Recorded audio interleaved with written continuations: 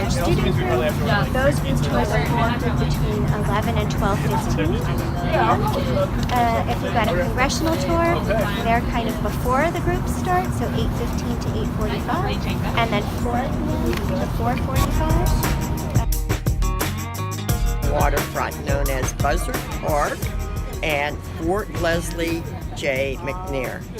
This is the area where 7 men and 1 woman who helped John Wilkes Booth, the man known as who assassinated Abraham Lincoln, either were imprisoned or executed for their crimes. Let's do that again. All right, now 1, 2, 3, go. All right, excellent. Ways to DC. Has anyone ever heard of the Pearl? Of course. Oh, yes. Pearl? That's all about it. Right? There is a book called Pearl Street. There's a place called Pearl Street Warehouse. And that's named because the pearl left from this area. Also, there's the fish market, which will give people an authentic taste of pre-gentrification DC. And we're trying to keep that preserved. Now, from up here, you can see Haynes Point. If you have customers who are interested in trees, the very last Dutch elm trees that did not die of Dutch elm disease came from Haynes Point because they were too isolated. We have one. So now there are all the Dutch elm trees. There are 2 efforts to conserve them. One is done by the National Arboretum, the other's by the Smithsonian. The books in the Library of Congress went up in smoke. What we do not tell them is that the Navy Yard was also burned. I think why we don't tell them that is because it was our own men who burned the Navy Yard. Yes, the Secretary of the Navy gave the command to burn the Navy Yard. Avenue Fish Market actually was opened in 1805, and it's the oldest continuously operating open-air fish market in the United States. Can you imagine? It's even 17 years older than New York City Fonda Fish Market. So we are here and kind of enjoying that history. That's, I think, maybe it's not really a secret fact, but it's important to us.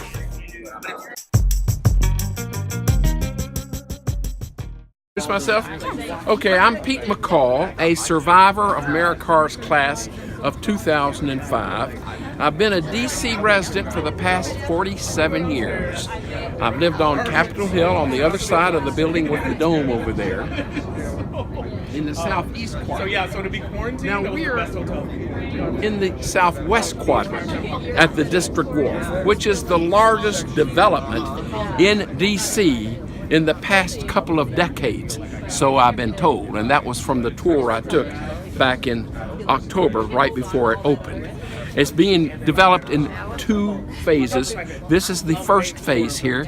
We're on the rooftop of the Canopy Hotel, which is, I believe, a Hilton hotel. Very avant-garde. There are only 2 other hotels like this, one in Reykjavik, Iceland, where I was in July, and Bethesda, where I'm going next week. So I'm impressed. This is a new attraction where I bring visitors from out of town. Just 2 days ago, I had some friends from Alabama, and I brought them here for lunch at the Irish pub called Kieran's. Now, the sandwiches are a bit more expensive than in other parts of the city. A corned beef sandwich costs $19. But there's a lot of sandwich. But there's a lot of meat in there. This is my wife Celeste, I couldn't who is finish the sandwich. who is a food critic for the Food Service Monthly and the Hill Rag and Capital Community News. Anyway, this is a blessing to the city, even though some might complain that it's overdeveloped, as the whole city is going through a transformation, gentrification, yuppification, millennialization.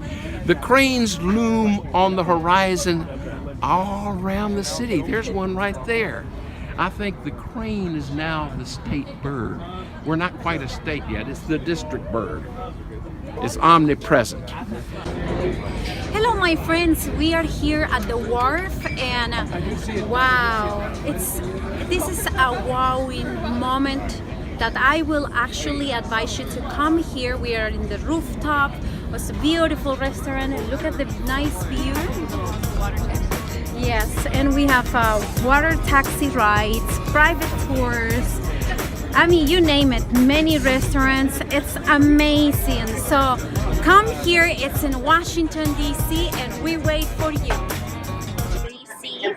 And just one fun fact to share with you in terms of historical significance is that here on this wharf, Major Walter Reed, Dr. Walter Reed of the Walter Reed Military Medical Center, he conducted much of his research in the marshy water along the wharf. Much of his research about disease and understanding disease, and it was that research that was pivotal in determining that mosquitoes carried yellow fever, and it was his work that was very significant in contributing to the vaccination for yellow fever. So right here in the marshy waters of the wharf of Washington, D.C.